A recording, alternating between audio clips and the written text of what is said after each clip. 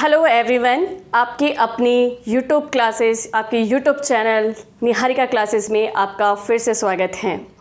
और निहारिका क्लासेस पे हमने फिर से एक नई पहल की है दिल्ली कांस्टेबल के लिए और राजस्थान कांस्टेबल वाले स्टूडेंट्स के लिए, कि जो अभी आगामी ये एग्ज़ाम होने वाले हैं और इन एग्ज़ाम में जो कंप्यूटर सब्जेक्ट आने वाला है ना, तो उस कंप्यूटर सब्जेक्ट को लेके हम लोग हमारे चैनल पे आए हैं और यहाँ पर आपको ये कंप्यूटर सब्जेक्ट जो है वो बहुत ही अच्छे तरीके से पढ़ाया जाएगा।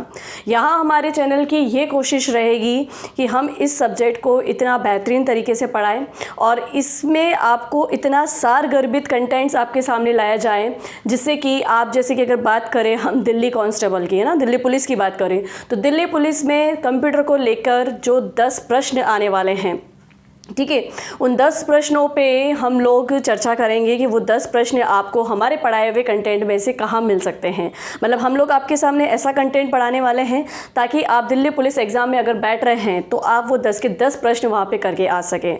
और साथ ही मैं बात करूँ कि कांस्टेबल के लिए, तो कांस्टेबल में तो कंप्यूटर सब्जेक्ट का बहुत बड़ा रोल रहने वाला है। यहाँ कांस्टेबल की बात की जाए, राजस्थान कांस्टेबल की बात की जाए, तो वहाँ कंप्यूटर से सीधे के सीधे 30 प्रश्न उठ के आने हैं। तो 30 प्रश्न, मतलब जो 30 प्रश्न आ रहे हैं वो अपने आप में उस पेपर का बहुत बड़ा स्कोर मतलब गेन कर रहे हैं ना। तो आप चाहते हैं कि हमारे 30 के 30 प्रश्न राइट हो जाए, है ना, और आप चाहते हैं कि हमारा दिल्ली पुलिस में भी 10 के 10 प्रश्न राइट हो जाए कंप्यूटर से रिलेटेड, तो प्लीज़ मेरे इस चैनल को ज़रूर आप सब्सक्राइब करें, मतलब मेरे यूट्यूब चैनल को सब्सक्राइब करें। और यहाँ पर जो पढ़ाई गई है कंप्यूटर की क्लासेस, उन कंप्यूटर की क्लासेस से आप बेहतरीन कंटेंट को रेडी कर सकते हैं अपने एग्ज़ाम के लिए। तो चलो कि अब हम स्टार्ट करते हैं कंप्यूटर को लेके। तो फर्स्ट ऑफ ऑल कि जो भी हम सब्जेक्ट पढ़ रहे हैं, पहले तो हमें उस सब्जेक्ट की ही सामान्य से एक नॉलेज होना ज़रूरी है। अगर मैं बात करूँ अकॉर्डिंग टू योर सिलेबस की दिल्ली पुलिस में सिलेबस में क्या दिया गया है कंप्यूटर में, बात करें हम राजस्थान कांस्टेबल में कि भाई राजस्थान कांस्टेबल में कंप्यूटर में क्या क्या सिलेबस दिया गया है, तो आप ध्यान रखना है कि दोनों एग्ज़ाम की यदि हम बात करें या कंप्यूटर जहाँ पे भी जिस भी एग्ज़ाम में आ रहा है, तो सबसे पहला जो इसका टॉपिक आता है वो होता है कंप्यूटर का सामान्य परिचय। तो सबसे पहले हम बात ही इसी की कर लेते हैं कि कंप्यूटर क्या है, कंप्यूटर को हम किस प्रकार की मशीन मानते हैं ना, और कंप्यूटर कैसे काम करता है। और एक होता है कि कोई भी एग्ज़ाम हो, अगर उसमें अगर पहला चैप्टर ये कंप्यूटर का सामान्य परिचय है ना, कंप्यूटर से रिलेटेड अगर कंप्यूटर सब्जेक्ट का कहीं पे भी किसी भी सिलेबस में रोल है, तो वहाँ ये कंप्यूटर का सामान्य परिचय जो टॉपिक है, वहाँ यहाँ इस टॉपिक से लगभग आपको 2 से 3 प्रश्न देखने को मिल सकते हैं। तो हमें पहला ही टॉपिक अपना बहुत सरल तरीके से और बहुत अच्छे कंटेंट के साथ में मजबूत करना है, ताकि हम शुरुआत में ही अगर हम 2-3 प्रश्न को अपने बहुत अच्छे तरीके से तैयार कर ले, तो बाकी कंप्यूटर के सारे टॉपिक्स तो ऑटोमेटिकली आपके लिए बहुत इजी होते जाएंगे। तो चलो बात कर लेते हैं सबसे पहले कि कंप्यूटर क्या है। हम पढ़ेंगे यही कंप्यूटर क्या है। तो देखो कि अगर आपसे भी नॉर्मली प्रश्न पूछें तो आप भी यही सोचते हैं कि कंप्यूटर एक इलेक्ट्रॉनिक मशीन है ना। भाई सबको जिसको भी पूछो तो यही कहता है कि कंप्यूटर एक इलेक्ट्रॉनिक मशीन है जिसके द्वारा गणना की जाती है। तो देखते हैं कि एक्चुअल में कंप्यूटर किस प्रकार की मशीन है। तो स्टार्ट करते हैं हमारा पहला चैप्टर, और हमारा पहला चैप्टर है कंप्यूटर का सामान्य परिचय। अगर कंप्यूटर के परिचय की हम बात करें तो सबसे पहले देखो कि जो कंप्यूटर शब्द है, ये कंप्यूटर शब्द जो है वो लैटिन भाषा के कंप्यूटरे, लैटिन भाषा के कौन से शब्द से, कंप्यूटरे शब्द से, कंप्यूटरे शब्द से ना, कौन से शब्द से, कंप्यूटरे शब्द से।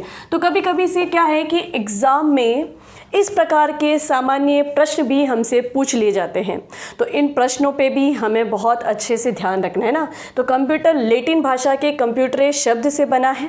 और बात करें अंग्रेजी भाषा के, तो इंग्लिश लैंग्वेज के ये कंप्यूट शब्द से बना है। इंग्लिश लैंग्वेज के कौन से, कंप्यूट शब्द से। दोनों शब्दों में अंतर है। देखो अंग्रेजी भाषा के कंप्यूट शब्द से बना है, जबकि लैटिन भाषा के कंप्यूटरे शब्द से बना है। और अगर बात करें तो इन दोनों शब्दों का अर्थ एक ही होता है, ठीक है, जिसका अर्थ होता है गणना करना। क्या अर्थ होता है, गणना करना, ठीक है। तो कंप्यूटर जो है, पहले सबसे पहले हमने बात करी कि ये कंप्यूटर शब्द आया ही कहाँ से है ना, ये कंप्यूटर शब्द कैसे बना है ना। तो कंप्यूटर जो शब्द है वो लैटिन और इंग्लिश भाषा के 2 शब्दों से मिलकर बना है, मतलब इन दोनों शब्दों से आया है। लैटिन भाषा की बात करें तो लैटिन भाषा के कंप्यूटर शब्द से आया है, और इंग्लिश भाषा की बात करें तो इंग्लिश भाषा के कंप्यूटर शब्द से आया है। और दोनों ही लैंग्वेज में इन दोनों ही वर्ड्स का मीन्स क्या होता है, इनका अर्थ होता है गणना करना। तो अब अगर हम देखें कि शाब्दिक अर्थ क्या हो सकता है कंप्यूटर का, तो कंप्यूटर का शाब्दिक अर्थ होता है गणना करने वाला, है ना, या हम इसको एक ऐसी मशीन कह देंगे जो कि गणना करेगी। गणितीय गणनाओं को सॉल्व करने वाली मशीन जो होती है वही हमारी क्या कहला रही है, कंप्यूटर, है ना, गणना करने वाली मशीन। फिर बात करें कि देखो ये इंपॉर्टेंट है, अब इसको आप 3 स्टार लगा के इंपॉर्टेंट कर लेना, जो नेक्स्ट लाइन हम पढ़ने वाले हैं। जैसे कि इसे हिंदी में संगणक या परिकलक या अभिकलित्र कहा जाता है। तो अब देखो कि आप जो रेफरेंस बुक्स पढ़ते हो, रेफरेंस बुक्स में कहीं पे भी ये हिंदी अर्थ नहीं दिया हुआ होता है। ये जो हिंदी अर्थ हमने उठाया है यहाँ पर, तो ये जो है आपकी NCERT की 9th-10th की बुक में दिया हुआ होता है। और मेरे चैनल पे जो मैं ये कंप्यूटर सब्जेक्ट आपको पढ़ा रही हूँ, यहाँ जो मैं कंटेंट आपके सामने लेके आ रही हूँ, ये NCERT बुक को भी कवर करता है, ठीक है, और सबसे बढ़िया वाली रेफरेंस बुक्स को भी कवर करता है, ठीक है। और जहाँ से भी मुझे इससे रिलेटेड जो भी बेहतरीन कंटेंट मिला और जो मुझे लगा कि इससे प्रश्न बन सकते हैं, वो मैंने बहुत ही शॉर्ट तरीके से, बहुत ही सारगर्भित तरीके से आपके सामने में लेके आई हूँ। तो आप साथ ही साथ इसके नोट्स बनाते भी रहना और कंटिन्यू मेरी ये क्लासेस आप देखते रहना। हम आप भी देखते रहना, और साथ के साथ में जो आपके और साथी हैं जो कि दिल्ली पुलिस की तैयारी कर रहे हैं, राजस्थान कांस्टेबल की तैयारी कर रहे हैं, उस तक ये क्लास जो है ज़रूर आप पहुँचाना। मतलब मेरे यूट्यूब चैनल को लिंक को शेयर ज़रूर करना अपने दोस्तों के साथ में, ठीक है। चलिए, क्योंकि बहुत ही बेहतरीन तरीके से आपको यहाँ पर ये कंप्यूटर पढ़ाया जा रहा है, ठीक है। और कंटेंट वास्तव में ही मैं गारंटेड हूँ कि कंटेंट बहुत शॉर्ट एंड स्वीट में बहुत अच्छा कंटेंट आपको मिल रहा है। तो देखो कि यहाँ पर अगर आपसे पूछे कि कंप्यूटर में, मतलब कंप्यूटर जो शब्द है इसका हिंदी में अर्थ क्या है, तो इसका हिंदी में अर्थ होता है संगणक, परिकलक या अभिकलित्र कहा जाता है। फिर बात करते हैं कि यहाँ तक तो हमने सिर्फ इसका एक नॉर्मल सा इस शब्द को लेके एक परिचय देखा कि कंप्यूटर लैटिन भाषा के कंप्यूटर शब्द से बना है, कंप्यूटर जो है वो इंग्लिश भाषा के कंप्यूट शब्द से बना है, और दोनों ही शब्दों का अर्थ होता है गणना करना। फिर बात करें कि इसका शाब्दिक अर्थ क्या होता है, तो शाब्दिक अर्थ होता है गणना करने वाला, और हिंदी में अर्थ पूछे तो हिंदी में संगणक, परिकलक अथवा अभिकलित्र कहा जाता है। अब देखते हैं कि कंप्यूटर को किस प्रकार की मशीन बोला जाता है ना। तो कंप्यूटर आपकी एक इलेक्ट्रॉनिक मशीन है। कंप्यूटर आपकी क्या है, एक इलेक्ट्रॉनिक मशीन है। अब इसको इलेक्ट्रॉनिक मशीन क्यों कहा जाता है, आप सभी ने अभी तक जो भी कंप्यूटर पढ़ा होगा तो उस कंप्यूटर में आपने एक चीज़ पढ़ी होगी कि जो कंप्यूटर है, जो ये गणना करने वाली मशीन है, इसकी एक अपनी भाषा होती है, ये अपनी ही लैंग्वेज में कार्य करता है ना। तो इसकी जो भाषा होती है उस भाषा को हम कहते हैं मशीनी भाषा। क्या कहते हैं, मशीनी भाषा या मशीनी लैंग्वेज, ठीक है। और जो ये मशीनी भाषा है, ये मशीनी भाषा 2 डिजिट पर बनी हुई है। अब वो 2 डिजिट है कौन कौन से, तो ये जो मशीनी भाषा है 0 और 1 डिजिट पे बनी है। किस पे बनी हुई है, 0 और 1 डिजिट पे बनी है। और इन दोनों को ही हम कहते हैं बाइनरी अंक या बाइनरी डिजिट। क्या कहते हैं, बाइनरी अंक, या इन्हीं को कहते हैं बाइनरी डिजिट। यानी कंप्यूटर जिस भाषा को समझता है वो भाषा है मशीनी भाषा, और ये जो मशीनी भाषा है इसमें 2 अंकों का यूज़ किया जाता है, 2 अंकों का उपयोग किया जाता है, वो है 0 और 1, यानी 0 और 1। और ये 0 और 1 जो है ये कहलाते हैं आपके बाइनरी अंक। क्या कहलाते हैं, बाइनरी अंक, ठीक है। तो कंप्यूटर इसी भाषा को समझता है, इसके अलावा किसी भी भाषा को नहीं समझता है। जैसे कि हम बात करें कि हमारी जो मातृभाषा होती है हम उसको बहुत ईजिली तरीके से समझ पाते हैं। किसी के साथ हमें कन्वर्सेशन करना हो तो हम हमारी मातृभाषा में ज़्यादा बेहतर तरीके से कन्वर्सेशन कर सकते हैं। बाकी हम बहुत सारी भाषाएँ सीख सकते हैं, ऐसी बात नहीं है, लेकिन हम बात कर रहे हैं कंप्यूटर की, और कंप्यूटर चूँकि क्या है, एक मशीन है, तो वो सिर्फ और सिर्फ एक ही लैंग्वेज समझता है, और उसकी क्या भाषा है, मशीनी भाषा, ठीक है। तो यहाँ से भी एक प्रश्न आपका रेडी हो चुका है कि कंप्यूटर की भाषा क्या होती है, तो कंप्यूटर की भाषा होती है मशीनी भाषा या मशीनी लैंग्वेज। चलिए, अब देखना कि हमने जो एक लाइन बताई कि कंप्यूटर एक इलेक्ट्रॉनिक मशीन है, तो कंप्यूटर को इलेक्ट्रॉनिक मशीन क्यों कहते हैं, क्योंकि देखो सबसे पहली चीज़ कि ये बिजली से चलने वाली मशीन है। बिना बिजली के तो कंप्यूटर चलेगा ही नहीं, है ना। तो यहाँ पर ये बिजली से चलने वाली मशीन है, तो इस कारण से भी इसको इलेक्ट्रॉनिक मशीन कहते हैं। और अब बिजली से चलती है तो देखो बिजली में हम जब कोई भी उपकरण जो बिजली से चलने वाला है तो उसके लिए हम क्या करते हैं, जब स्विच ऑन करते हैं तो मतलब उसके पास विद्युत सप्लाई हो रही है और वो उपकरण काम कर रहा है, ठीक है। और जैसे ही स्विच को हम स्विच ऑन करते हैं तो विद्युत की सप्लाई हो रही है और वो उपकरण काम कर रहा है, लेकिन जैसे ही हम स्विच ऑफ करेंगे तो उस उपकरण में विद्युत की सप्लाई बंद हो जाएगी और वो उपकरण काम करना भी बंद हो जाएगा। जितने भी इलेक्ट्रिक पे आधारित मतलब जो भी जितने भी इलेक्ट्रिक पर आधारित उपकरण होते हैं वो सभी इसी तरीके से काम करते हैं। स्विच होने पर उनको विद्युत सप्लाई होती है, वो कार्य करना शुरू करते हैं, और स्विच ऑफ होने पर विद्युत सप्लाई बंद होती है और वो कार्य करना बंद कर देते हैं। तो वैसे ही हमारा कंप्यूटर काम करता है। कंप्यूटर का जैसे आपने स्विच ऑन किया, उसको विद्युत सप्लाई दी, वो ऑन काम करना शुरू हो गया, और जैसे ही आपने स्विच ऑफ किया कंप्यूटर मशीन भी बंद हो गई, काम करना बंद हो गई। तो जब आप स्विच ऑन करते हो तो यहाँ पर जो मैंने आपको एक लैंग्वेज बताई कंप्यूटर की मशीनी भाषा, इसमें ये 0-1 जो है ना, ये 0-1 इसी तरीके से कार्य करते हैं। यहाँ पर 0 का मतलब होता है स्विच ऑफ। क्या मतलब होता है? स्विच ऑफ, है ना। यहाँ पे 0 का मतलब है स्विच ऑफ और 1 का मतलब होता है स्विच ऑन। 1 का मतलब क्या होता है? स्विच ऑन, ठीक है। तो आपका कंप्यूटर स्वयं मशीनी भाषा के इन 2 बाइनरी डिजिट पे ही कार्य करता है। तो यहाँ पर इसी कारण से इसको क्या कहा जाता है? Electronic machine. यानी कि विद्युत सप्लाई देने पर आप जो इलेक्ट्रॉन के द्वारा विद्युत सप्लाई दे रहे हो तो उससे जो चार्ज हो रहा है उस चार्ज से ही आपका कंप्यूटर चल रहा है। तो कंप्यूटर हमारा एक क्या है? एक इलेक्ट्रॉनिक मशीन है। फिर बात करें तो कंप्यूटर एक आपकी इंफॉर्मेशन प्रोसेसिंग मशीन है। अब कंप्यूटर आपकी यहाँ पे क्या है? इंफॉर्मेशन प्रोसेसिंग मशीन है। इंफॉर्मेशन का मतलब क्या होता है? इंफॉर्मेशन का मतलब होता है सूचनाएं, है ना। कंप्यूटर आपकी क्या है? इंफॉर्मेशन मशीन है। इंफॉर्मेशन का मतलब होता है सूचनाएं, ठीक है। अब यहाँ पर कंप्यूटर एक इंफॉर्मेशन प्रोसेसिंग मशीन है, उसको मैं अभी आगे आपको एक्सप्लेन करके बताती हूँ, ठीक है। फिर हम बात करते हैं कि कंप्यूटर एक जो है वो आपकी डाटा प्रोसेसर मशीन है।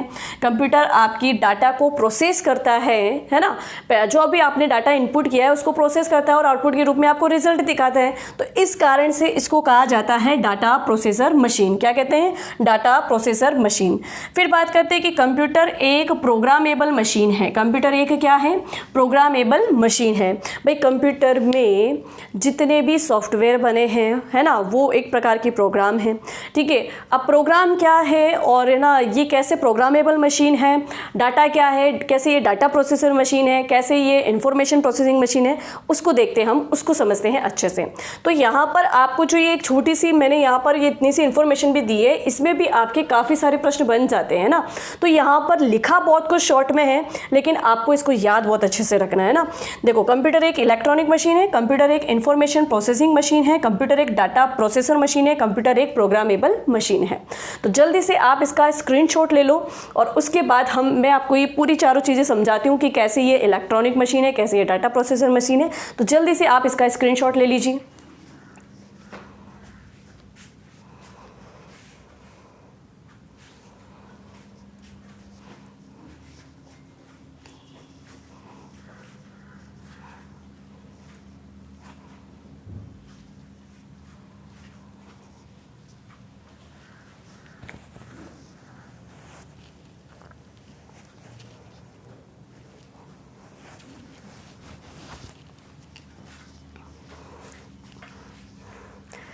चलिए, आपने स्क्रीनशॉट ले लिया होगा। चलो अब एक एक को हम बहुत अच्छे से थोड़ा ध्यान से डिटेल से पढ़ते हैं कि किस कारण से इसको डाटा प्रोसेसर मशीन कहा जाता है। तो डाटा प्रोसेसर मशीन क्यों कहा जाता है, उससे पहले आपको ये जानना ज़रूरी है कि डाटा क्या है, ठीक है। फिर इसको हमने इंफॉर्मेशन प्रोसेसिंग मशीन भी कहा है, तो हमें ये भी जानना ज़रूरी है कि इसको इंफॉर्मेशन मशीन क्यों कहते हैं। तो यहाँ पर हमें ये भी जानना ज़रूरी है कि इंफॉर्मेशन क्या होती है। और फिर हम बात करते हैं कि इसको एक प्रोग्रामेबल मशीन भी कहा जाता है। तो इसे प्रोग्रामेबल मशीन भी क्यों कहते हैं, तो यहाँ पे हमें प्रोग्राम के बारे में भी जानना ज़रूरी है। तो देखो, सबसे पहले अगर मैं बात करूँ कि डाटा और इन्फॉर्मेशन ये दोनों क्या होते हैं ना, डाटा किसे कहते हैं और इन्फॉर्मेशन किसे कहते हैं। तो देखना यहाँ पे कि डाटा क्या होता है और बात कर रहे हैं हम इन्फॉर्मेशन किसे कहते हैं।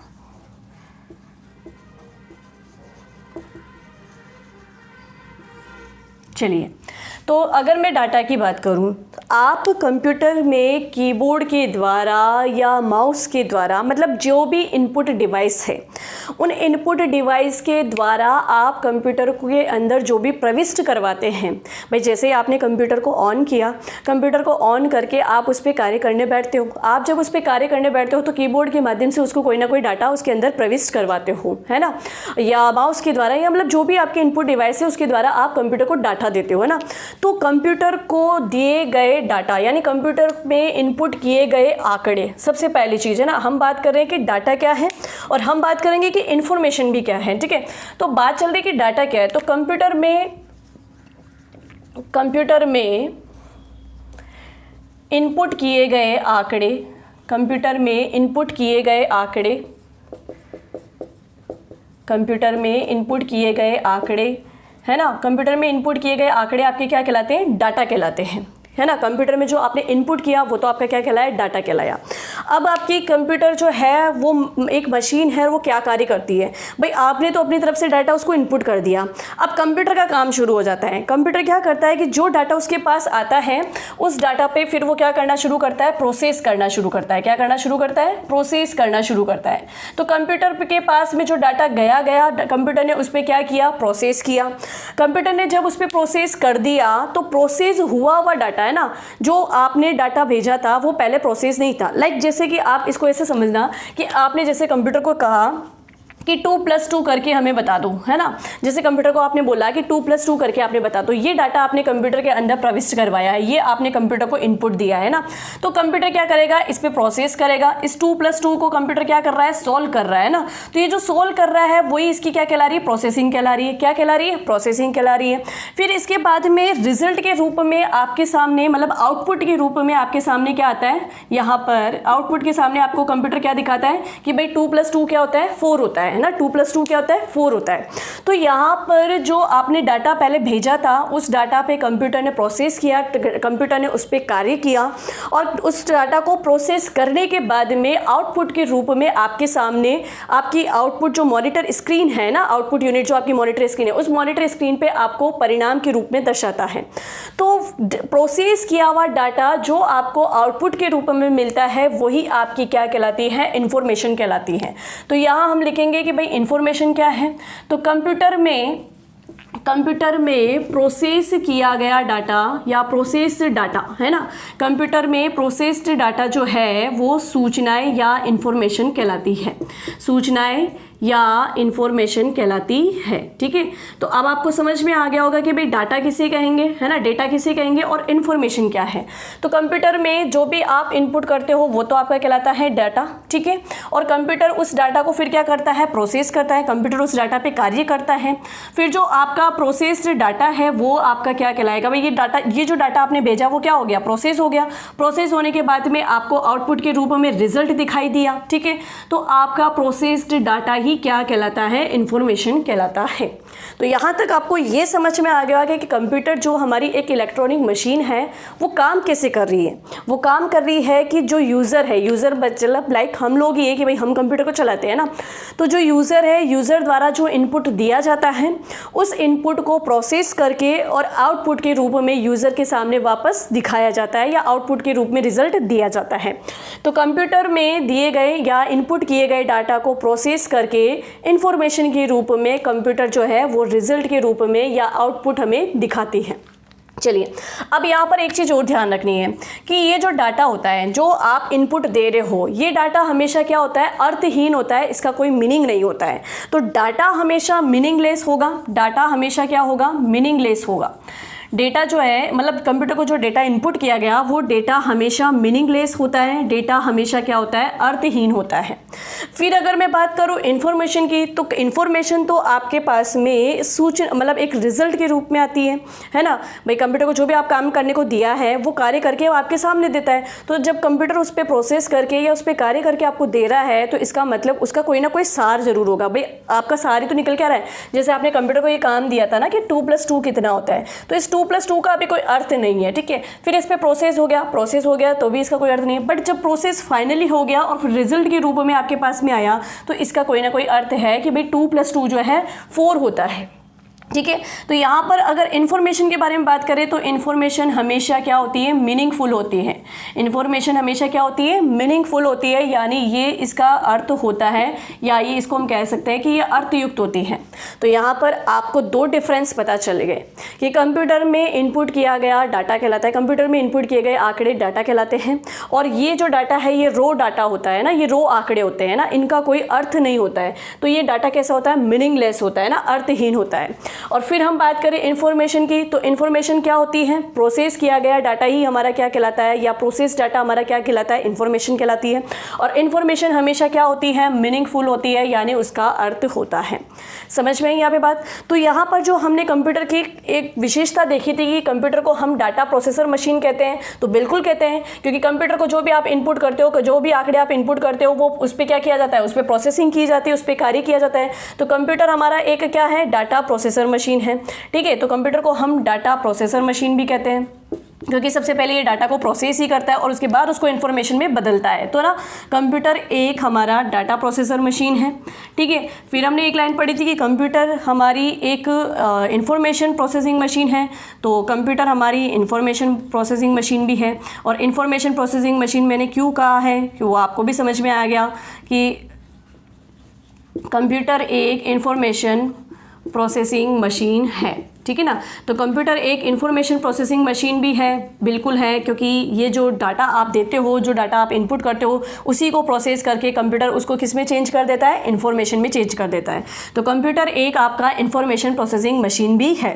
फिर हमने एक लाइन देखी थी कि कंप्यूटर जो है वो हमारा एक प्रोग्रामेबल मशीन है। अब प्रोग्रामेबल मशीन इसको क्यों कहते हैं, उसको हमें समझना है। तो प्रोग्रामेबल मशीन को समझने के लिए फर्स्ट ऑफ ऑल आप इसका एक स्क्रीनशॉट ले लीजिए और उसके बाद मैं बताती हूँ आपको कि इसको प्रोग्रामेबल मशीन क्यों कहते हैं।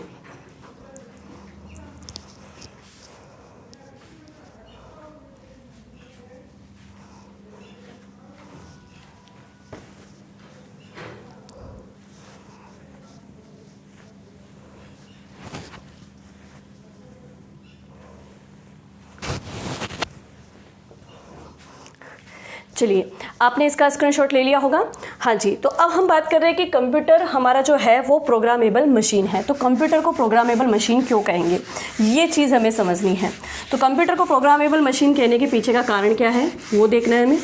अब आप एक चीज़ ध्यान रखिएगा कि आपने कंप्यूटर को जो भी इनपुट किया है ना, तो कंप्यूटर को जो भी आपने इनपुट किया वो आपके क्या है, निर्देश हैं, डाटा है। भाई आप कंप्यूटर से कुछ काम ही तो करवाते हैं, तो उसको एक ऑर्डर देते हैं, उसको एक निर्देश देते हैं कि भाई हमारा ये काम करके हमें दे दो, है ना। भाई जो भी आप इनपुट करते हो तो एज लाइक वो यही है कि आप उसको ऑर्डर दे रहे हो कि हमारे को ये काम करके दे दो, है ना।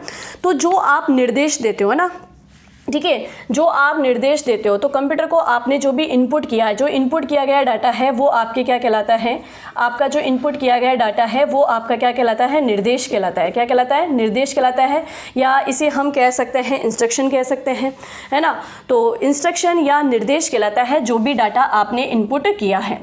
ठीक है, अब एक चीज़ ध्यान रखना कि इसका जो ग्रुप बनेगा, अब ऐसा तो नहीं है कि आपने जो निर्देश दिया वो एक ही है। भाई एक तो कैसे होगा, समझना आपने, जैसे मैंने यहाँ लिखा 2+2, है ना, 2+2, तो ये कंप्यूटर में एक निर्देश नहीं है, ये निर्देशों का समूह है पूरा। क्या है ये, निर्देशों का समूह है। भाई आप सिर्फ 2 लिखते तो वो एक निर्देश हो सकता था, लेकिन यहाँ पर 2+2 लिखा है तो वो क्या है, निर्देशों का पूरा एक ग्रुप है, इंस्ट्रक्शन का ग्रुप है, निर्देशों का समूह है ना। अब आपको मैंने कहा था कि जो आपका कंप्यूटर है वो मशीनी भाषा को ही समझता है। अब लिख तो आप बाहर 2+2 रहे हो, क्या ये मशीनी भाषा थोड़ी है, इसको कंप्यूटर कैसे समझ रहा है। तो जो आपका कीबोर्ड होता है, इस कीबोर्ड की जो कीज़ है, इसके नीचे जो है आपके आस्की कोड होते हैं। अब आप सोचेंगे कि ये आस्की कोड क्या है, तो जैसे जैसे हम कंप्यूटर के परिचय में आगे टॉपिक्स में बढ़ते जाएंगे मैं आपको बताऊंगी कि आस्की कोड भी क्या होते हैं। अमेरिकन स्टैंडर्ड इंस्ट्रक्शंस कोड होते हैं ये, बट ये कैसे कार्य करते हैं वो मैं आपको बताऊँगी।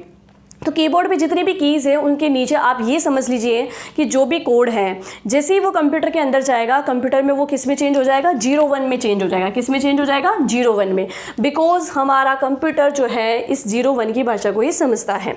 ठीक है, तो अब सुनना कि जो भी आपने डाटा इनपुट किया वो आपके अकॉर्डिंग, आपकी तरफ से कंप्यूटर के लिए क्या थे, निर्देश थे। क्या थे, निर्देश थे, इंस्ट्रक्शन थे। इन निर्देशों का जो समूह होता है, या हम कहते हैं कि ग्रुप ऑफ इंस्ट्रक्शन, है ना, ग्रुप ऑफ इंस्ट्रक्शन, या ये निर्देशों का जो समूह है, इस निर्देशों के समूह को हम कहते हैं प्रोग्राम। क्या कहते हैं, प्रोग्राम।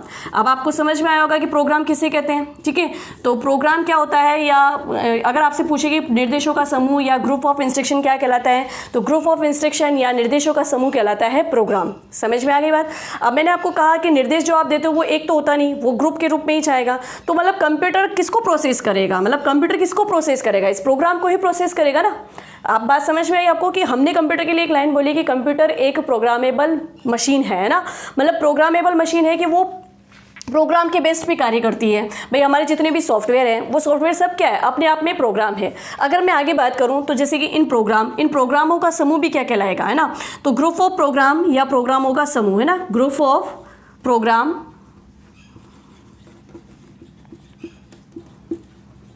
ग्रुप ऑफ प्रोग्राम, ये प्रोग्रामों का जो समूह है या ग्रुप ऑफ प्रोग्राम जो है, इसको हम ऐसे लिख सकते हैं कि प्रोग्रामों का समूह। तो जो प्रोग्रामों का समूह है वो आपका क्या कहलाएगा, प्रोग्रामों का समूह आपका कहलाएगा सॉफ्टवेयर। क्या कहलाएगा, सॉफ्टवेयर। तो अब आपको यहाँ से भी 2 प्रश्न मिल गए हैं, बहुत अच्छे वाले, ठीक है। तो आपका कॉन्सेप्ट भी क्लियर हुआ होगा कि भाई प्रोग्राम क्या होते हैं और निर्देश क्या होते हैं। इंस्ट्रक्शन होते हैं या निर्देश वो होते हैं जो आप पहली बार कंप्यूटर में डाटा इनपुट करते हैं। पहली बार का मतलब कंप्यूटर को ऑन किया और डाटा इनपुट किया ना, तो आपके द्वारा इनपुट किया गया डाटा ही क्या कहलाता है, निर्देश कहलाता है, इंस्ट्रक्शंस कहलाता है। और ये जो निर्देश होते हैं ये ग्रुप के रूप में होते हैं, तो इनको ग्रुप ऑफ इंस्ट्रक्शंस कहते हैं।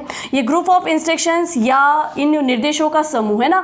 तो ये प्रश्न भी आए हुए हैं, देखो ये पटवारी में पूछे गए मतलब पटवारी में पूछा गया प्रश्न है कि निर्देशों का समूह क्या कहलाता है। ये पटवारी का प्रश्न है ना। तो ज़रूरी नहीं है कि पटवारी का प्रश्न है तो हमारे कांस्टेबल वाले एग्जाम में नहीं आया, हमारे दिल्ली पुलिस वाले एग्जाम में नहीं आई है, भाई किसी भी पेपर में आ सकता है, ठीक है। तो निर्देशों का समूह क्या कहलाता है, निर्देशों का समूह कहलाता है प्रोग्राम, यानी ग्रुप ऑफ इंस्ट्रक्शन क्या कहलाता है, प्रोग्राम कहलाता है। फिर एक प्रश्न ये भी बन सकता है कि भाई प्रोग्रामों का समूह क्या कहलाता है।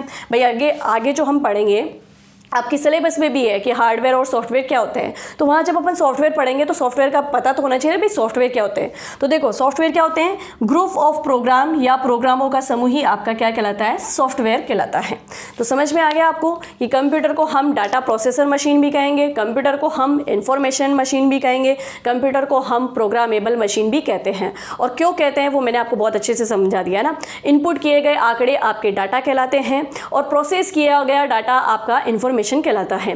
डाटा हमेशा मीनिंगलेस होते हैं लेकिन इंफॉर्मेशन आपकी हमेशा मीनिंगफुल होती है, ठीक है। और फिर हमने देख लिया कि प्रोग्रामेबल मशीन इसको क्यों कहते हैं। तो कंप्यूटर के बारे में आज जो हमने पढ़ा अभी तक वो ये था कि भाई कंप्यूटर शब्द कहाँ से आया, उसका मीन्स क्या होता है, फिर कंप्यूटर कैसे कार्य करता है, कंप्यूटर को हम क्या क्या कह सकते हैं, कंप्यूटर को इंफॉर्मेशन मशीन क्यों कहते हैं, डाटा प्रोसेसर मशीन क्यों कहते हैं, है ना। ये सब चीज़ें हम लोग पढ़ चुके हैं।